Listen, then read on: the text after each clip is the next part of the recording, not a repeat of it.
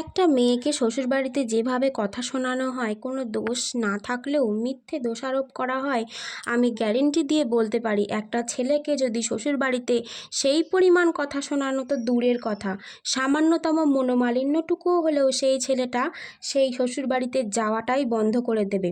কারণ সেই ছেলেটি স্বাবলম্বী এবং আত্মনির্ভরশীল, তাই সে বলবেই আমি কি ওনাদের ওপর নির্ভরশীল নাকি যে ওনাদের কথা শুনবো? ওনারা কি আমার নিজের মা বাবা নাকি?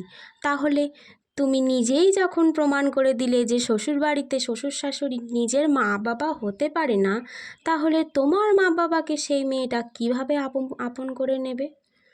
আগে নিজের বিচার বিবেচনাগুলোকে ঠিক করো, তারপর ওই যে তোমরা বলো না পরের মেয়ে, হ্যাঁ, ওই যে পরের মেয়েকে তারপরে কথাগুলো বলতে আসো।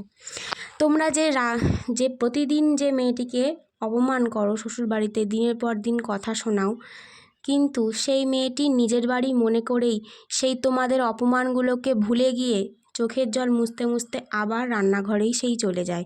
তারা কখনো সেখান থেকে বেরিয়ে চলে যায় না বা সেখান থেকে প্রতিজ্ঞা করে না যে সেখানে আর ফিরবো না। তো এটা একটা ছেলের পক্ষেই সম্ভব।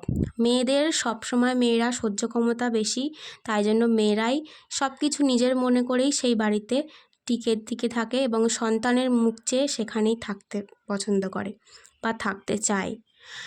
তো এইটাই হচ্ছে একটা নারীর চরিত্র। এরা কিন্তু শুধুমাত্র একটা নারীই পারে, তাই নারীদের কোনোদিনও অসম্মান বা অপমান এটা করা উচিত নয়। কারণ তারা না থাকলে কোনো সংসারই টিকে থাকবে না, তারা না থাকলে কোনো সংসারই চলবে না। কিছু কিছু কিছু ধরনের এক নারী আছে যাদের সঙ্গে শুধুমাত্র একটু ভালোবেসে কথা বলাটাই মানে তার কাছে সব হয়ে যায়। একটু ভালোবাসা সে চায়, একটু ভালোবেসে ভালোভাবে তার সাথে যদি ব্যবহার করা হয়, সে হাসতে হাসতে কিন্তু তার জীবনের সমস্ত দিন সেখানে মানে কভার করে দেবে। এরকম এক একজন কিছু নারীর বৈশিষ্ট্য থাকে।